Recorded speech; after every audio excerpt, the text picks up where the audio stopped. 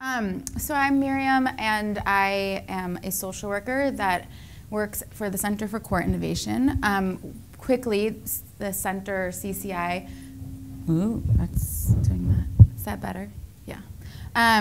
Is a nonprofit organization in New York.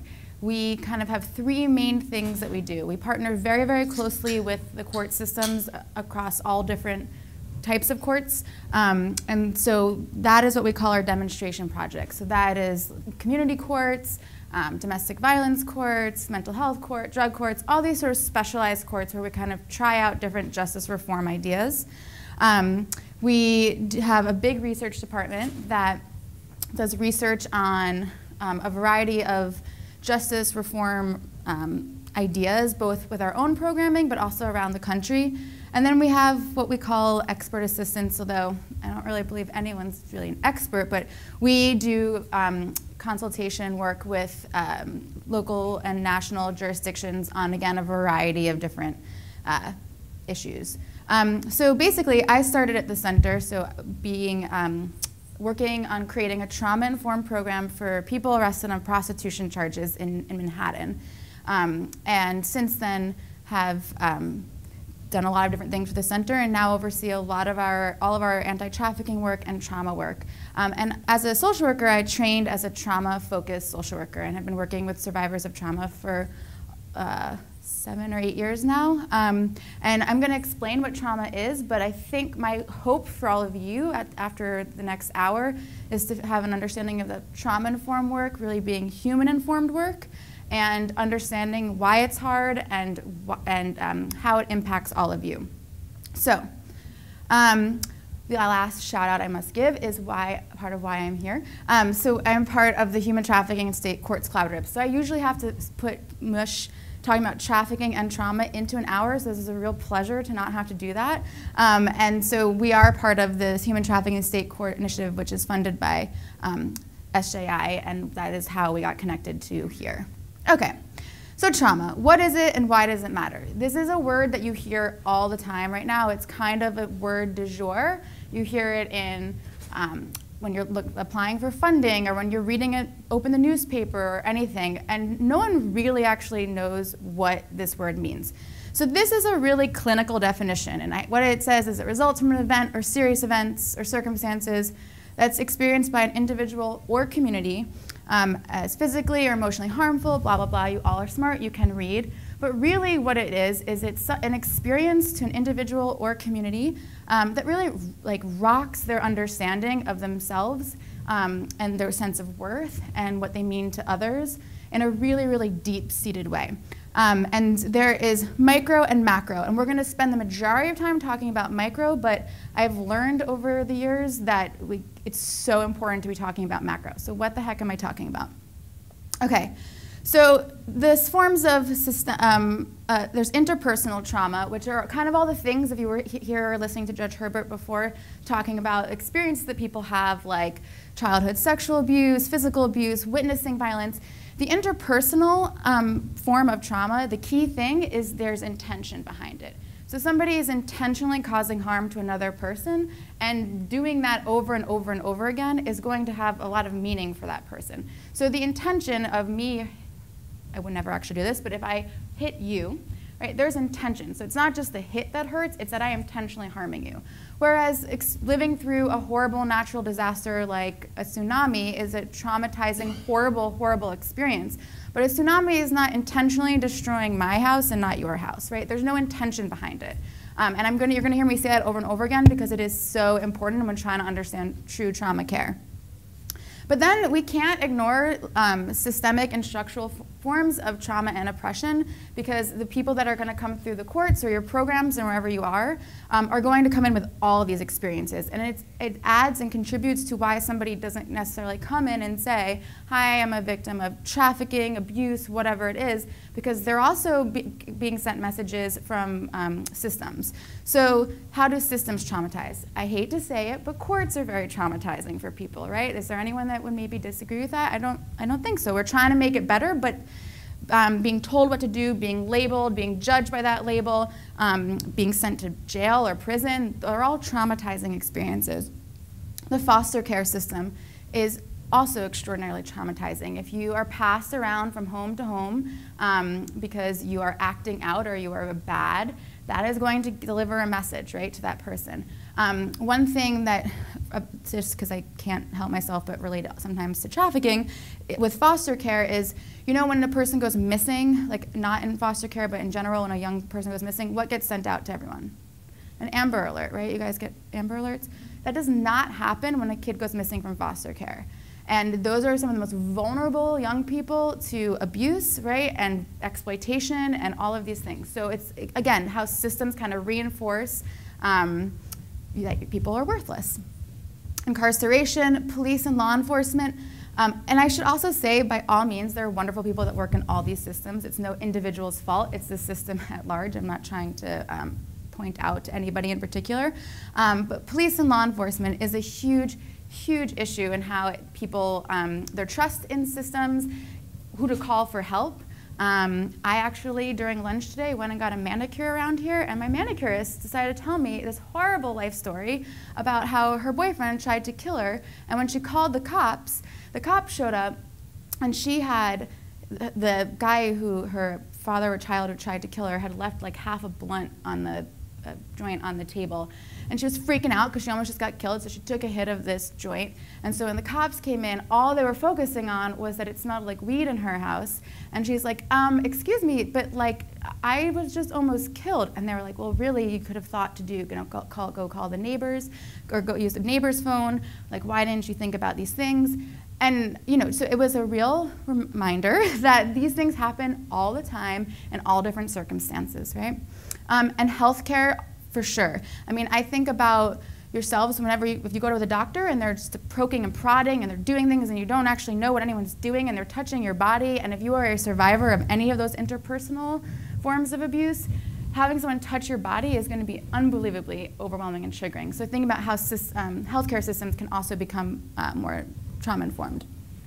Then there's all the structural forms of oppression, which we just have to acknowledge. In this day and age, right now, with everything that's been going on and everything coming out, finally we're having real conversations about race and racism and sexism and homophobia and all these things. It impacts people's experience, right? So people that are going to be coming through your courts are going to come in with all of these experiences, or some of them in some form or another. I spend my days, most of my days, in New York City criminal courts in the various boroughs, and it blows my mind that no white people get arrested for marijuana. I just can't, or like assault. There have to be out there somewhere, right? I know that this is happening. You live in Florida, okay. They're in New York too. My point being that there is a disconnect between who's coming through and that experience of being from a highly policed community. You're coming through, you're gonna be in court, whereas somebody living in a much nicer, less impoverished, less policed community might not be coming through. So all these experiences kind of playing together. But what these systemic and structural forms of trauma and oppression often do is they reinforce the messages that interpersonal abuse gives someone, right? So if you are a kid who was sexually abused at home and you try to tell your mom, and mom, for probably a lot of reasons, didn't believe you or couldn't hear you, and so now you run away or you get put into foster care, and because you are sexually abused and nobody really deals with that in foster care, you are acting out, and then you get moved from home to home to home. So now the systems have taught you that your voice doesn't matter, that your experience doesn't matter, that you behaving in a way that's challenging means that you're bad and not wanted. And it's exactly what that perpetrator that committed that sexual abuse wants that young person to know. And it just continues, right? So they all kind of feed into each other. Does that make sense? We're a small group, so if you guys wanted to say anything, like, by all means, just shout it out, because it's more of a conversation. That being said, I'm going to spend most of the time talking about interpersonal trauma because we could sit here and have a lot of debate about the bigger issues, and I think that we are starting to as a society, which is great. But what we're not fully we're still kind of struggling with is what trauma is and what do those reactions look like. So I understand trauma reactions as their adaptations to survive, and that they make sense in the context of people's experiences. And I'm looking at some people who maybe have heard me say this before, so I apologize for being repetitive. But, and what I mean by that is that people will do whatever it takes to survive and cope. Like, we are a very resilient living creature, and we do incredible things to survive. So the best thing that I can come up with as an example is, have you seen this movie where the guy goes hiking and his arm gets caught, I think it's 127 hours? What does he do to survive? His arm's caught under a boulder. What does he do? He cuts it off. And what does he use to cut it off? A pocket knife. And we see this, it's a true story, right? We hear this story and everyone's response like, wow, what an amazing story of being a hero. He really wanted to survive, really incredible.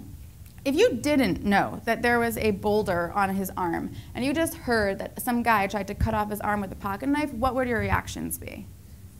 He's insane, he's crazy, right? But the context of knowing that his arm is caught under this boulder and he has to survive, it completely changes how we see this person. He goes from being crazy to a hero, someone who really wants to live, who's an inspiration, right? So I use that as a somewhat decent, okay, maybe example of the importance of context, right? That when we don't know a person's entire experience, what their boulder is, we don't really have a full understanding of why they are thinking or why they are doing or whatever it is, how they are being as a person.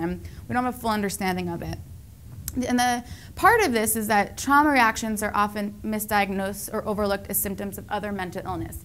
So I make my disclaimer that I believe that mental illness is out there. There's diagnoses that are helpful and exist. But what my experience has been is that vast majority of people with a mental health diagnosis that falls usually in the categories of bipolar or major depression or multiple personality disorder, or there's a bunch of them, that they're really survivors of complex, ongoing, lifelong trauma, and that those reactions are getting looked at through only the lens of diagnosis. And so again, it's really just about what's in a label. Like if you are labeled by somebody as a person with bipolar disorder or borderline, right? So nobody wants to work with somebody that's diagnosed with borderline. I remember my first job at a outpatient clinic, and I didn't know anything about anything, and my supervisor was like, oh God, I have to go run this group for borderlines. Like, really just not interested in doing it. And so I didn't know anything. I was like, well, I don't want to run this. I don't want to be working with borderlines either.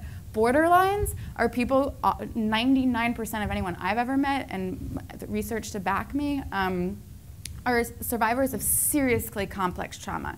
And so how they're coping with it is going to look all sorts of ways and not really make a lot of sense. But if you think about it again in terms of context, that boulder, of course they're going to have trouble trusting people. Of course they might have a change in their mood depending on what's going on that day, what triggered them, what didn't, who's the counselor today, whatever it is, the weather, the time of year, all of these things that play into it, right? So it's not to say that we don't need these diagnoses. I just encourage everyone to kind of look a little bit underneath it and like, why? How did you get here to this diagnosis? Because it has huge implications for the people that we work with.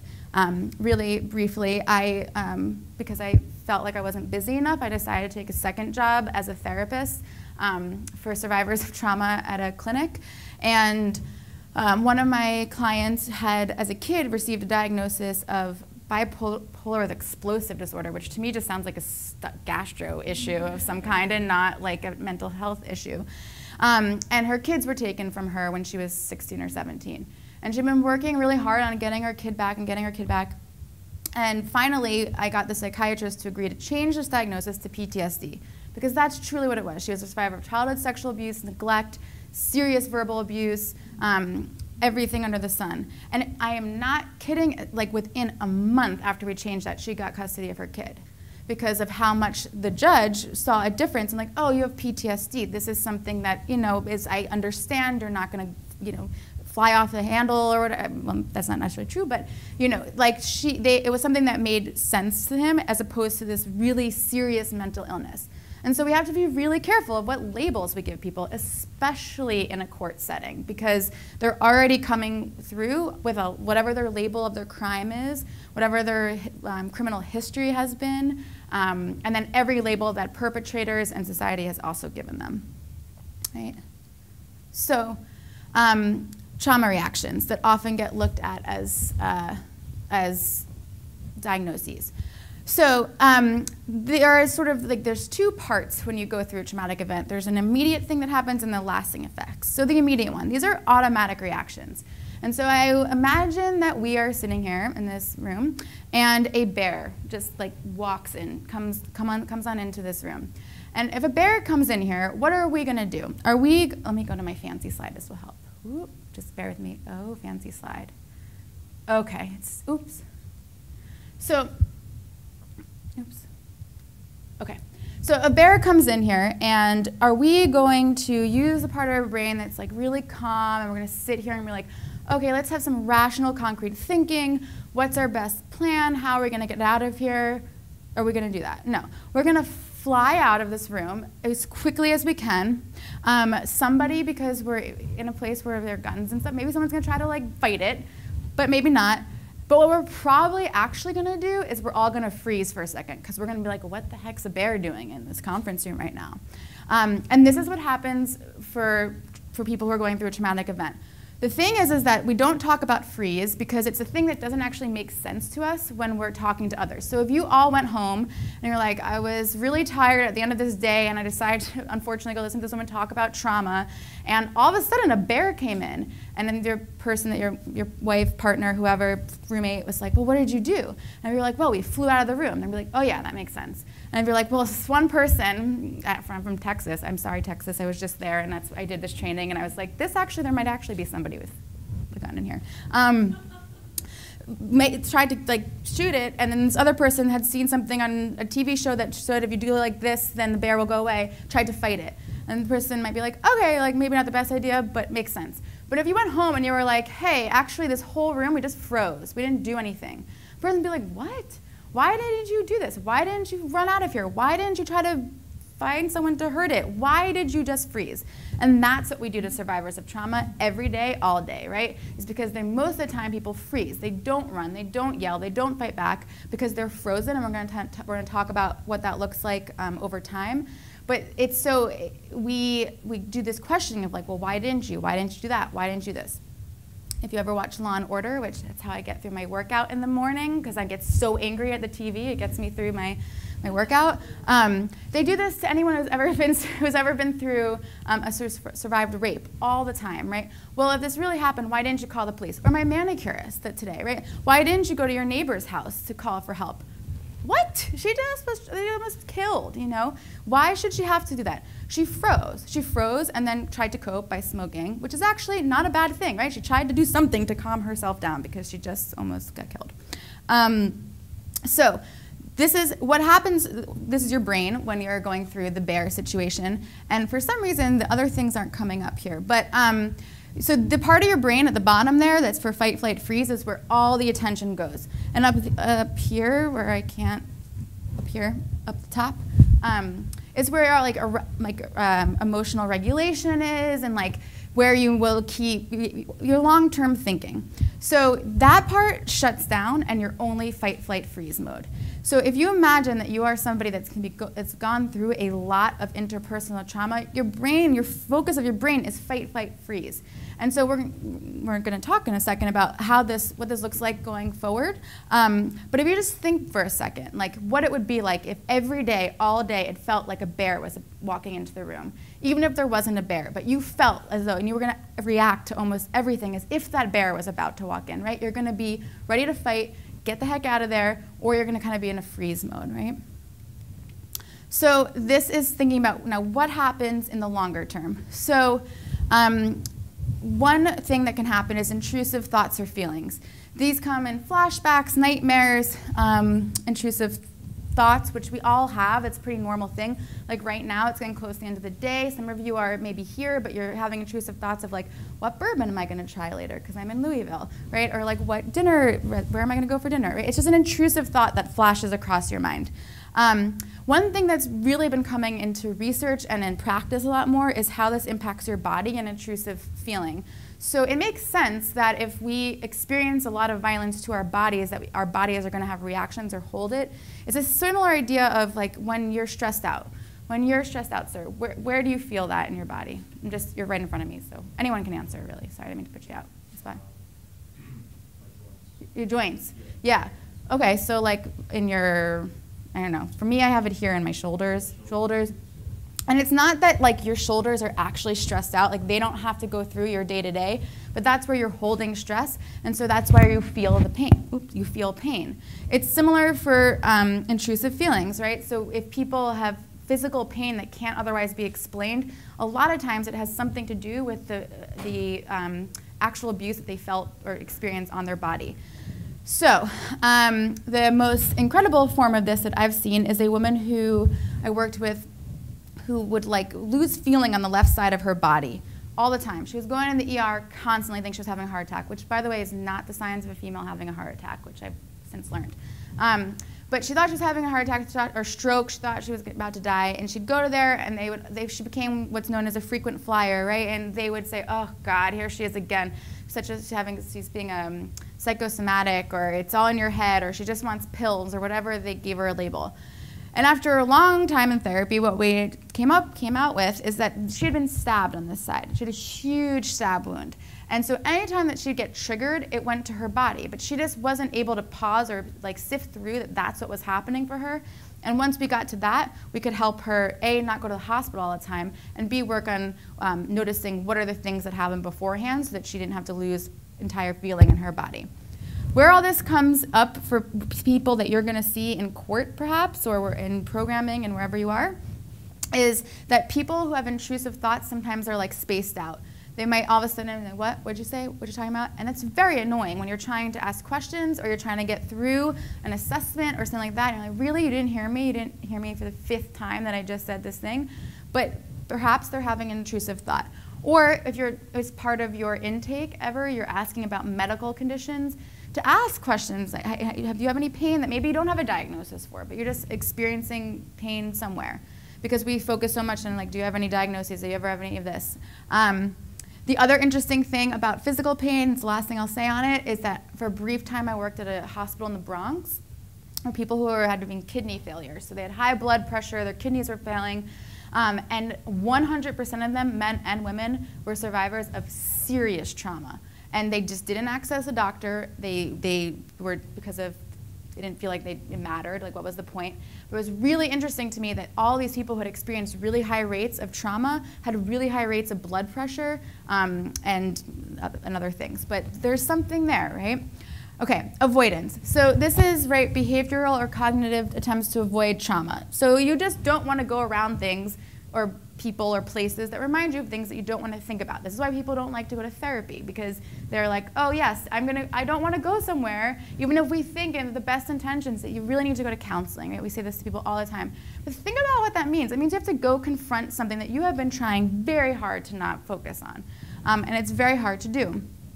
So avoidance can be something that you are cognizant of or not. I think that sometimes what happens in court-mandated stuff is that for our programming, people sometimes just can't come to court. Like actually walking into the courthouse with NYPD, with court officers, with guns, going through metal detectors, all of that is just way too overwhelming and triggering for them. They cannot do it. If we can get through to the person ahead of time that that's the problem, we can meet them somewhere else. But just thinking about like how much of a space, like just being in a courthouse in itself can be really, really challenging. Or I've seen with people in drug treatment who they go once, you think you're gonna do really well, and then they don't go back. And sometimes there's something about that space, or something about even the counselor himself or herself, that is something that person's trying to avoid. And it doesn't mean that they're being bad or that they should be punished. We just need to explore a little bit, perhaps, what is happening for that person.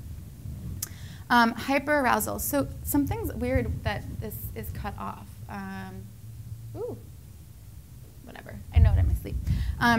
Hyperarousal. So this is that like hyper awareness. We all have this to a degree. I would like exaggerated startle response. You know, if someone comes up from behind and says something to me, I freak out and often like just go down, because that's my hyper vigilance of being a New Yorker.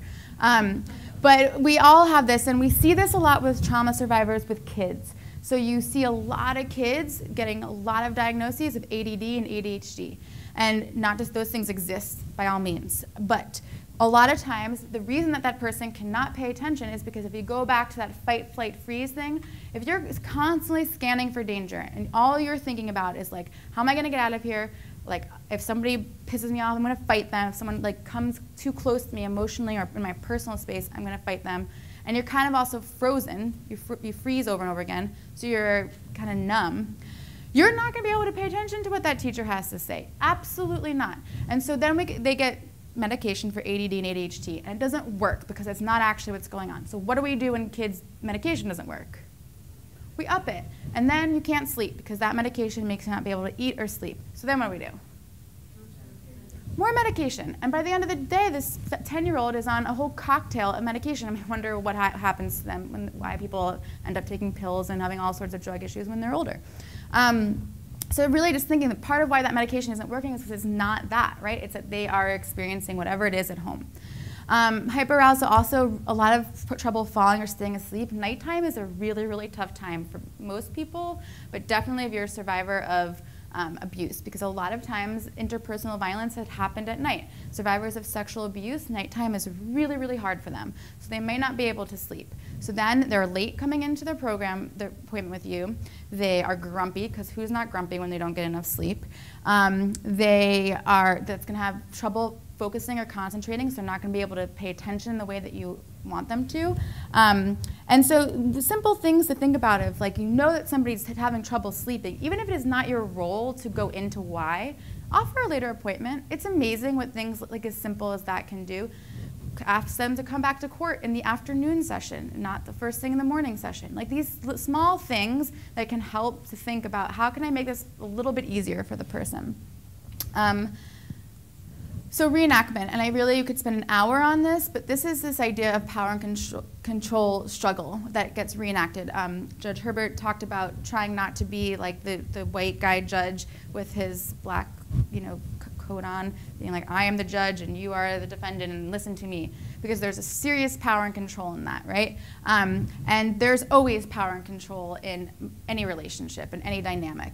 So when you're working with people that are court mandated, there is absolutely power and control, no matter how trauma informed you are, no matter how wonderful of workers you are, there is a power and control, because if they don't do that program, there's always going to be a repercussion. So one thing about doing real trauma-informed care, which we'll get to in a second, is being transparent. So if there is a power and control dynamic at play, like you know that this is something that you have power and control to tell the court this person didn't do whatever they have to do, there are going to be repercussions, to be open about it. To not pretend that this is like some necessarily like voluntarily, or people are choosing to be in programming on their own. Because even if they have the choice, the other option is usually not that great either, like going to jail or prison, so their choice becomes a little more complicated. Being transparent about these dynamics. And if you think about somebody who's been through so much violence, they are probably going to want to try to gain back any control wherever they can. And so we really see this happen with when clinicians of any variety, lawyers, judges, social workers, whoever, are like, oh, my client's so manipulative. I feel so manipulated by this person. They're such a liar. We use these words. And what is off, I would bet you $1, because it's about all I have on me right now, that what is actually happening is that there's a reenactment of power and control, right? That person is being interviewed, let's say, by their lawyer, and being asked a lot of questions. They don't really want to answer them for whatever reasons. Probably a good thing. They don't want to tell a stranger what's going on. So we, as the people with power, are like, ugh, this person doesn't want help, or this person is just going to waste my time, or whatever. But really, we should be like, that's good. That's good that they are putting up a little bit of not a fight, but trying to have some power in this. Because when that isn't the case, then the power dynamic gets reversed. So this is when you have your client or the defendant who is just like trying to be perfect, right? And we love these people. The ones that come in are like, oh, thank you so much.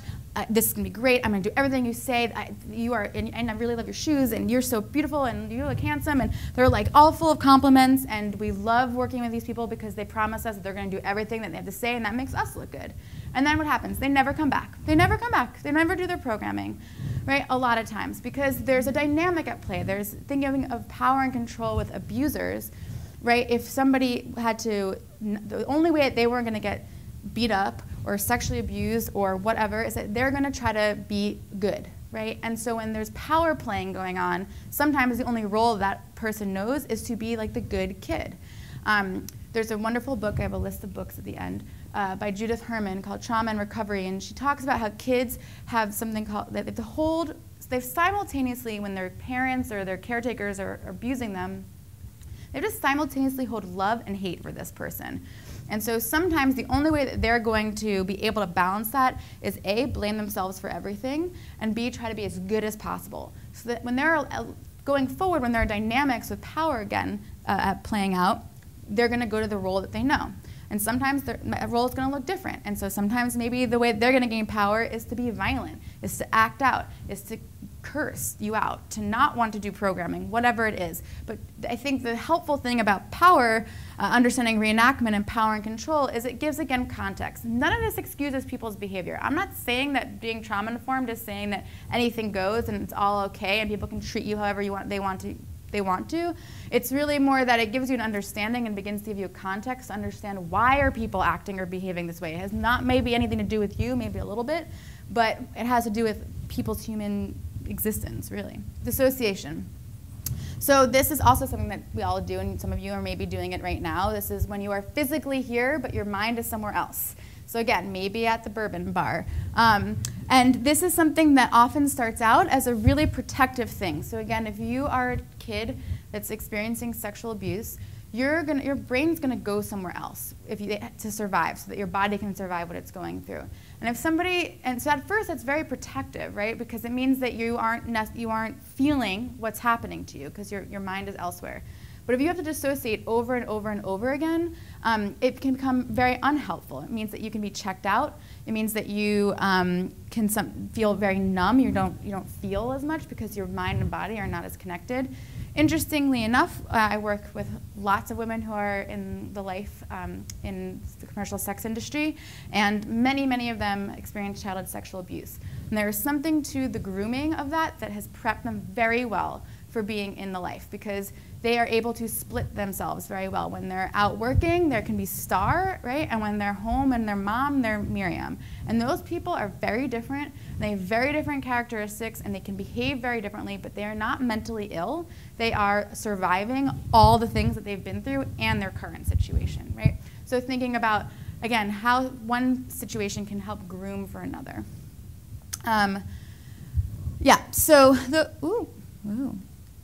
So this is just, I'm a visual person, so I try to bring in visual things whenever possible.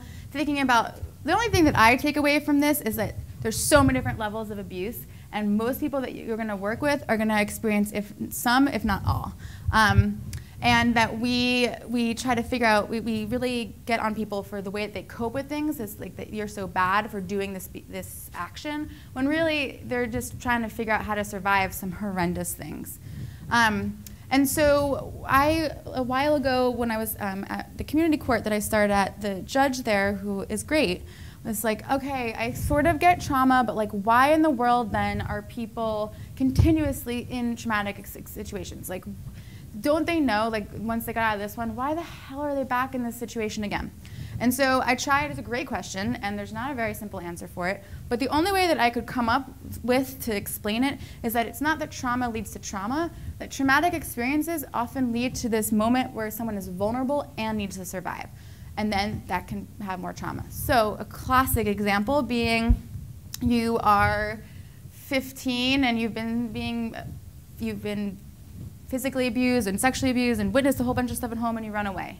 So now you're 15 and you're on your own, and you are vulnerable to all sorts of exploitation on all levels, but you're also going to survive, and you need to figure out how you survive. So you might make a choice that you are going to exchange sex for some food or a place to stay, without a pimp telling you to do that, without someone forcing you. But your circumstance to survive is going to be that enforcer, right? And now you are in a trafficking situation. A less extreme version, maybe, is that one thing that we see a lot in young people is, so you are aging out of the system. Let's say you're 18, 19, and you're aging out of foster care and all the services that are given to you. And now you have never not been in a program, you've never not been institutionalized in some form or another, and you're expected to figure it all out on your own. So now you are vulnerable to all sorts of exploitation and getting into a lot of trouble, and you're going to figure out how you're going to survive, which can lead to more trauma. So it's a slight variation on trauma, but I think it's helpful when we start to think of, like, but why did you choose to make this decision? And we need to empower, like, we need to be okay that people do make decisions that sometimes end up being bad situations, but what went into that decision is so many components of vulnerability and survival. And I think if we can kind of make room for both of those, we can stop maybe judging people's decisions as much, right? So again, another visual. So thinking about decision making or ways that people cope. So in the middle is trauma, and there's this great kids book that I use with kids in therapy called the Terrible Thing That Happened, and it's trauma is just like this big squiggly black mess, and then it goes through what trauma is. And that's sort of, if you imagine trauma in the middle, like this big mess of whatever it is. And then people use all sorts of things to cope with it. So maybe suicidality or drugs, violence, like people use violence as a way to deal with their own trauma. And we like to think that that's only with men, but that is not true. It is also with women, right? So I think in the session before, or this morning, Judge Herbert showed a video of a woman who was she got 20 to life in prison for killing her pimp. Right? Now, that's violence because he was really abusive for 3 years, plus all the violence that she'd already been through. When we start putting in this context, it doesn't mean it's okay to murder someone, but it gives us an idea of what went into that, right? Why did that person do that? Cutting, isolation, all these different things. So what we end up doing a lot in our culture is we isolate those little like spin-offs so that we only look at drug use, or we only look at violence, or we only look at alcohol use, and we don't connect it back to, but what is underneath that? Where is it coming from? And when we do that, we're really doing a disadvantage for the person that we're working with, because for so long, and it's starting to change now, but people who are needing to go to alcohol and drug treatment they would ping pong between mental health and drug treatment. By the way, when someone tells me that someone has mental health, I just clap, because who doesn't want mental health? Like, you're mentally healthy, that's great. When we think about it, we have to think about the language that we're using, right? It's not that people have mental health, it's that they have something going on that's maybe contributing to their mental health status. But to just say, oh, it's mental health, it's a great thing. I hope I have mental health, I really do, I don't know all the time. But so with drugs and alcohol, like, things would ping pong for people. They would go to drug treatment, and what happens when you stop using? All your stuff comes up, right? And then they would say, well, you have to go to mental health treatment, and they would say, oh, but you're still kind of using, and so it would ping pong. And so slowly things are starting to come together. And while I think there are wonderful things in all these specialized courts, I think we've talked about this a little bit. I think there are wonderful things in these specialized courts. We're kind of just trying to take all the things that people are going through and putting a label on it, because the people in your drug court are also probably often going to be the people that could be in your mental health court, that might end up in your human trafficking intervention court, that maybe end up in your domestic violence court, right? Like, the point being that it's like, what point of time is someone going to have contact with the system? And so we need to think about what are ways that we can be screening and identifying people who have been through all these things and offer trauma-informed care, because it really does work. Okay. So, but again, why don't people talk about this? Why don't people come into court or to programming and say, like, here's all these things they've been through? If you think about, again, the idea of intention, right? Intention behind hurt. It really enforces this idea of secrecy, shame, and silence, right? People are trained very well to not say anything about what's been going on for them by people in their families, by systems, by their own beliefs that they've come up with why this abuse has happened to them. But the thing that we do see is shame. And the thing about shame is that it does not often come in the form of, like, I am so ashamed, embarrassed. Does anybody have a teenager? Anybody have a teenager or know a teenager? Yeah, when your teenager does something maybe that he or she was not supposed to do, and they feel ashamed or shame about it, and you call them out, are they like, Mom, I am so sorry, I will never do that again? What do? What do they do? Okay, well, generally speaking, okay, you're not a good example. Generally, what do teenagers do? They're like, you're ruining my life, I hate you, like screaming, going doors. I don't know, this is maybe my experience, but like, shame is this loud reaction that usually it comes as a defense. When somebody calls you out for something that maybe you did or didn't do, our natural go-to is like, no, I didn't. No, I didn't, right? You're very unlikely to be like, yes, you're right, I'm embarrassed. Yeah, okay. Thank you. Okay, so 10-year-old. It starts whenever. But shame is something, so we see shame, it's this tangible thing that we can see. It's a hot emotion. People are angry, or they're these loud emotions. But what's underneath it is a lot of times these experiences that are so shameful that nobody really wants to be or can't articulate it. But what we do about when we see people being full of shame is we again label and put them into the bad category. Oh, you're a woman who's actually violent? No way, right? Or you are, I don't know, a man that cries, just to go the opposite way. Oh, wow, I don't know about that, right? We don't know what to do when we see how people react with shame. In courts, in my world of the human trafficking intervention courts, shame, and excuse my language because this is getting recorded, but shame is more like, fuck you, I hate you white girl, I hate you white judge, don't touch me court officer, like no, right? Shame is like very much, get away from me, give me my space, you don't know me, don't say you do. And it's really hard to work in that sometimes, right? Because we're like, but we're just here to help, and I really, just trust me, you can trust me. Would you trust someone that said you can just trust me? No, that's like the creepiest thing that someone can say to a person. But we do this all the time, right? We do this in our programming. Just go to the program, they're great, you'll trust them, just go. And we have really wonderful intention behind that, but the message that somebody might be hearing is like, why? Why should I trust these people? I have no experience in my life that has been trusting has gone anywhere good. Why am I going to trust somebody that's in a judge with some little like white, well-dressed social workers, because it's hilarious sometimes, we all like matching clothes running around, when I'm in handcuffs, right? Why? And so I'm going to talk about our response, but we need to think about, if I took it all personally, I would have never been here, right? Yes. Because someone says, trust me. Right, exactly. That's exactly right. So that's what I'm saying. Like, they should have no reason to trust. Exactly. Especially arrested on prostitution charges. But there's a lot of like gender-specific research that looks at the crimes that women in particular end up in prison for are really usually relationship-based, right? So it's something for a partner, or like drugs, or assault, or something to do with their kids. And that often was some form of a trust, right? That then completely didn't work.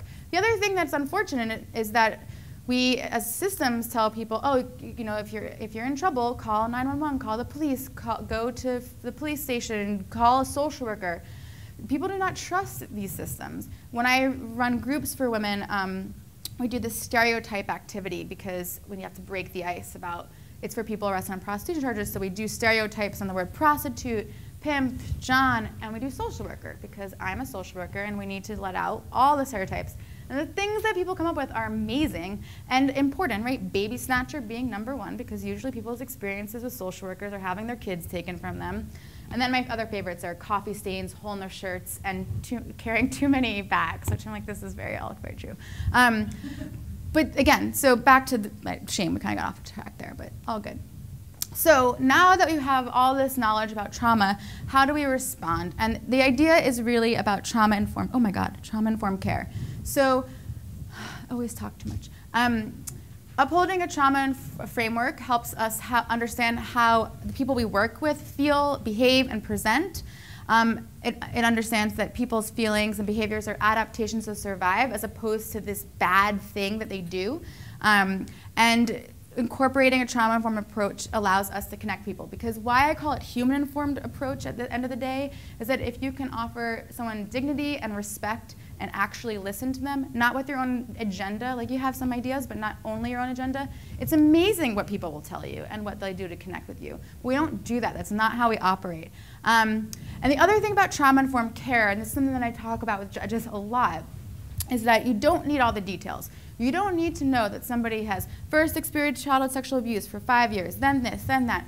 If you're going to be trauma-informed, we're going to make an assumption that simply, even just, not so simply, going through the process of arrest and being in jail and coming through, that in of itself is often very traumatizing for people.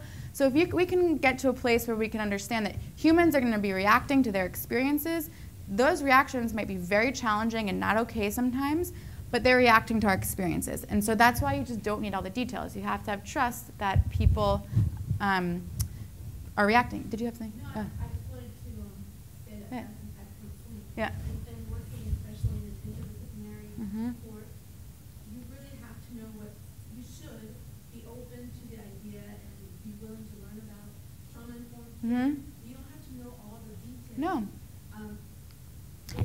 Sorry. Just stay within the scope of what you do. Right. Because sometimes Yes. I feel like people, you don't need to know the details. You Right. use the example of the boulder. You don't need to even understand what Right. a boulder is. Right. Just know that There's a boulder there, probably. And so Right.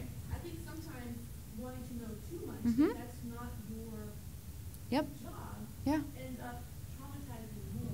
I think that's a great point. Human curiosity. Yeah. Mm-hmm. Mhm. So. No, it's a really great point, and especially interdisciplinary teams to trust the providers to do their job and trust the judge and others to do their job and to have mutual understanding of what that means. This came up in a training with judges. One judge was really pushing back, like, but I need to know the detailed report from it was juvenile court, so the child welfare. And so I asked him, I was like, tell me then, how would it change for you if you knew all the, and I made up a bunch of details, like how is that going to change your response? As opposed to just seeing that they've been in 5 foster care homes and were removed for something. And he didn't actually have an answer, but it's that feeling of like, if I know more, then I can control this uncontrollable thing, which is what we try to do. But we don't need to know all the details. So this sort of shift goes from like a traditional model of like, what's wrong with you? It's your fault. I'm going to blame you. Like back to my manicurist, like the cops telling her, like, you should have known to go to your neighbor, which I just can't believe. It's about power and control. I know what's best for you because I am the person that's in power and control. Over-reliance on diagnosis, but safety is still a priority. Whereas trauma-informed care, it's a shift to like, what's happened in your life? Who are you? What's happened to you? Understanding that the impact, what's in that boulder, right? That people's reactions are normal in the context of their experiences, because people feel really crazy when they think and feel and do things that are outside of their norm when they get triggered. And so we want to help them not feel more crazy. We want to help offer like, okay, well, you know, it's the time of year that your mother died, so this makes sense that maybe you're feeling a little bit more depressed. Not like, oh God, her diagnosis went now to major depression. We got to up her meds and like have her come back to court 15,000 times a day. Like this is, you know, just keeping things in check. The big thing about trauma-informed care, and of course this always is what happens, is that we never get enough time for it, is that this work should impact people that work in trauma. And if you work in the courts, you are all trauma workers in your own right. And this is a big, big difference than traditional model, where it's supposed to be like, I have no feelings, I am a blank face, I am just here to like get you to do whatever it is I'm telling you to do. If you really are engaging with people, right? If you are really connecting to people, if you risk that connection, then you are going to feel things. And this isn't my social worky, like, feeling self-talking. This is real. This is why we call this burnout or vicarious trauma, right? And it's like if you ever go to a benefits office or somewhere where there's high volume of people, with people who don't get a lot of training or support, why people are just like, next, yes, okay. Meanwhile, babies are screaming and people are losing their benefits, and people are crying because they have no money to eat, and like they're going there to get benefits, to be able to, you know, food stamps and things of that nature. But there's so much disconnect because there's been no space to process anything. And so one thing that I didn't get to, but I'll give to you anyway, is thinking about how does this impact you as workers, and if you're really going to be trauma-informed, everyone has to be on board. It is not just the social workers running around being like, feelings, hugs. No, everyone has to be on board from the moment that that person enters your building to the moment they leave. So court officers or sheriffs or whatever it's called in different places, and intake staff, front staff, like the cleaning staff, everybody has to be on board, because you never know who someone's going to connect to, and all it takes is one person to say something that's very triggering and everything gets undone, right? But so this all makes sense. Like, no one's going to say to me, to my face at least, that treating people with dignity and respect is a bad idea.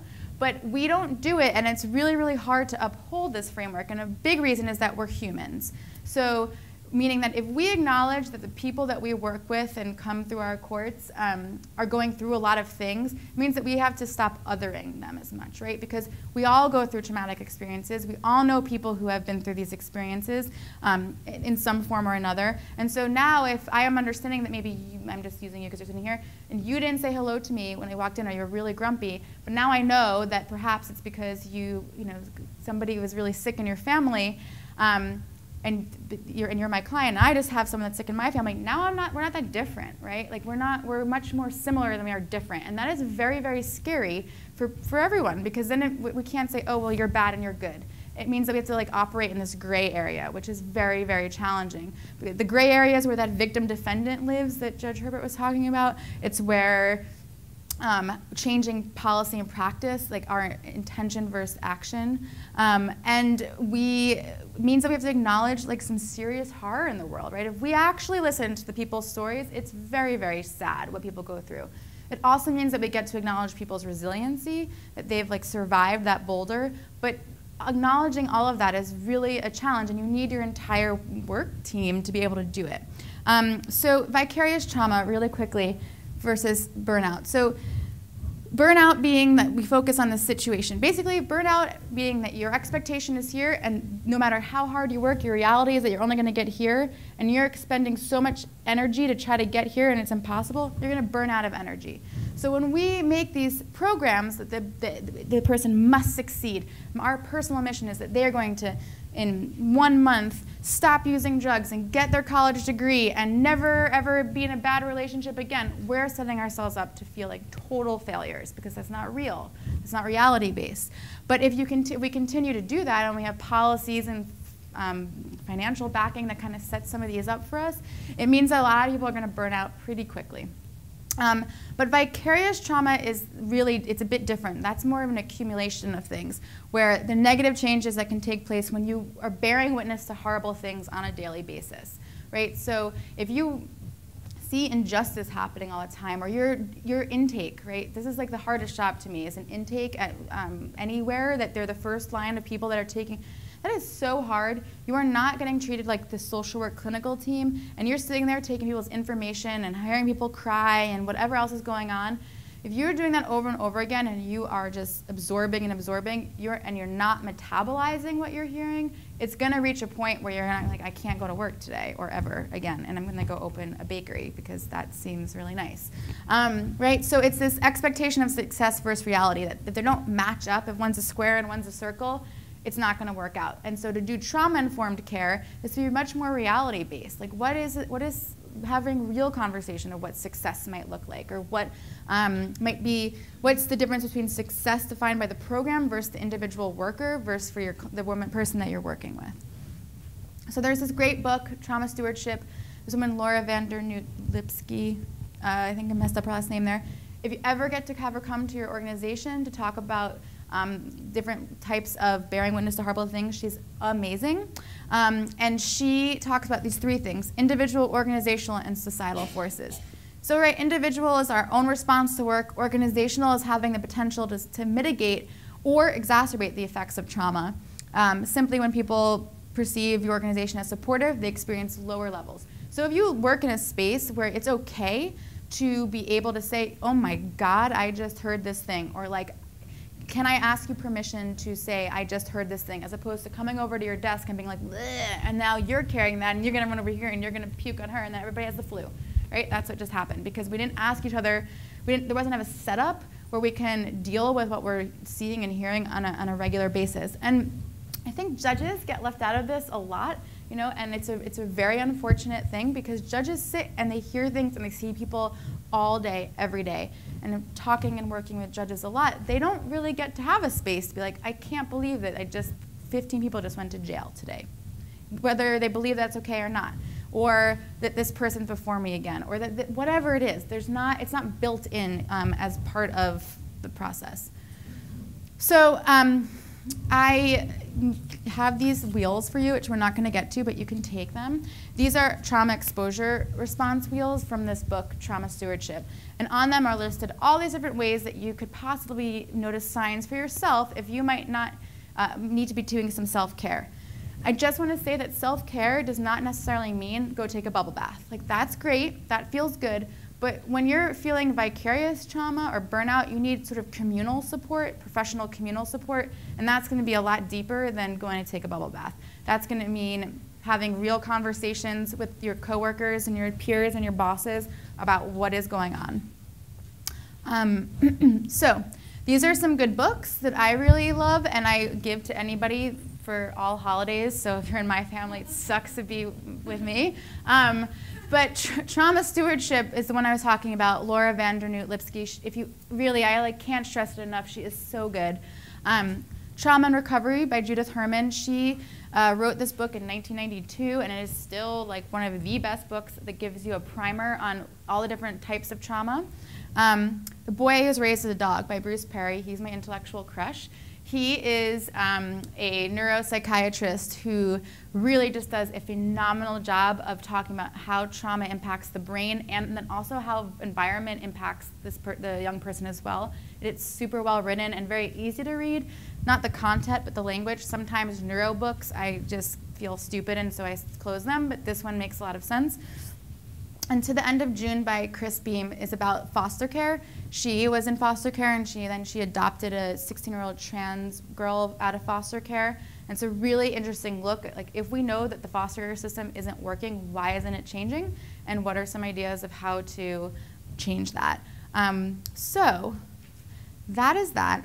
And I encourage you to take the wheels with you and talk about them or throw them away or do whatever you want. But we have like a minute maybe for questions. Yeah. Yes, and men. Is there any major differences that you see in men Yes. experiencing trauma? Yes, there are. The question was, men and women, are they the same or different when it comes to trauma? I think that that's where a lot of like social forces come into play. So adult men that I've ever worked with who have survivors of childhood sexual abuse, it's the only way they've ever come to therapy. And there's a huge thing that comes up about their manhood and manliness. If the perpetrator was a woman, there's a lot of feelings about that. And if it was a man, it's a lot of questioning. Does this mean I'm gay? I've always, very homophobic is something I've seen. But in New York, I work with a lot of young men of color that live in really, really violent neighborhoods, and their daily experiences are so full of violence that to sit there and say, well, tell me how you feel about that. Tell me how it felt to be shot for the 15th time is not going to reach them. So what's starting to happen in New York right now, it's a kind of a collaboration with faith-based communities, organizations, the courts, and other CBOs, community-based organizations, and how do we change a lot of this language to reach particularly young men in areas that, to be able to communicate in a way so it's not so this, which I get, because it's not going to make sense. The other thing is that there are not a lot of options. So for young men in particular, there really aren't a lot of there are far fewer organizations where a young man, let's say, who wants to get out of a gang, where is he going to go? I don't know. I have no options for him. A young girl who wants to leave an abusive situation, there are a lot more options for her, and that is a major, major struggle. The uniting front is poverty. So usually people ask me about how they can get involved in trauma work or anti-trafficking work, and I will tell you, get involved in anti-poverty work, become a foster parent, work in child welfare. These are the ways that we can really work on preventing people becoming victims of violence across the board. But without options, it's a really frustrating thing, and for young men, it is very frustrating that there are few options. I think the other thing is that at some point, there's been research that young men and women experience violence at similar rates, and at some point, men tend to become more violent than women as a response. But if you talk to young men who have committed a lot of violence, their backgrounds are going to sound very similar to the young women that are in these programs.